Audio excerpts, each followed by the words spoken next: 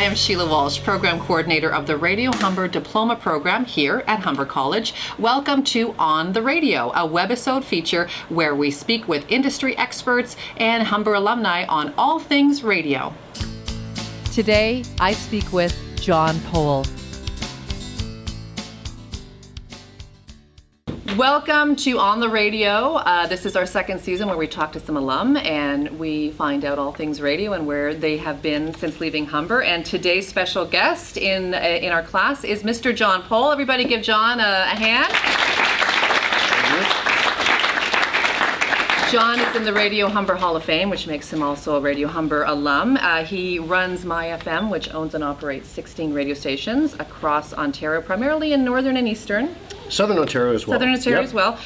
So we're going to talk a little bit about that. You just finished one lecture with our other group, and you talked about a lot of amazing things. So I thought we would kind of synopsize that whole thing. First of all, a little bit about your background, which I thought was really neat. I think you might be the youngest person to start in radio. You were handing out stickers for your dad's radio station when you were 7. I was very young, yes. My father owned an AM radio station in Renfrew, Ontario. And I remember being at the fair, handing out stickers, getting people to enter free draws to win Lazy Boy chairs. Wow. And doing, riding in parades. And I remember standing at the tower waiting while some guy climbed the tower. So yeah.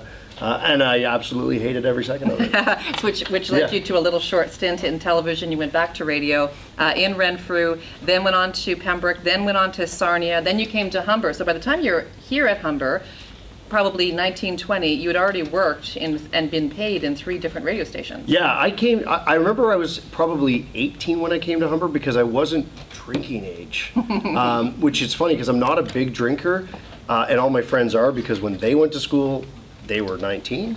And I kind of came at 18 and I worked all the time. So by the time I was done school, I was kind of like, yeah, I missed all that, so why really start now? Any regrets about that? Did you what? I look back now and I kind of go like, I worked very hard during my time at Humber, both at school and at work.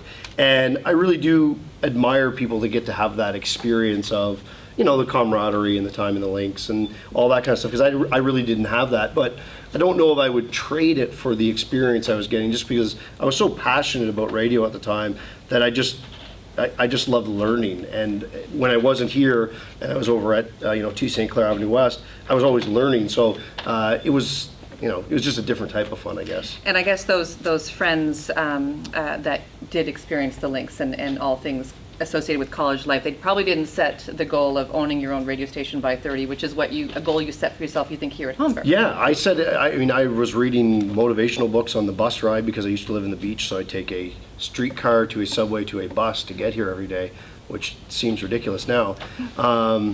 And I would read these books, and I just said, you know what, I'm going to make my life goal that I'll own a radio station by the time I'm 30, which was like a ridiculous thing to say. But kind of from that time on, every decision I made along the way, every career move, led me to a place that would put me in the position to be able to do that.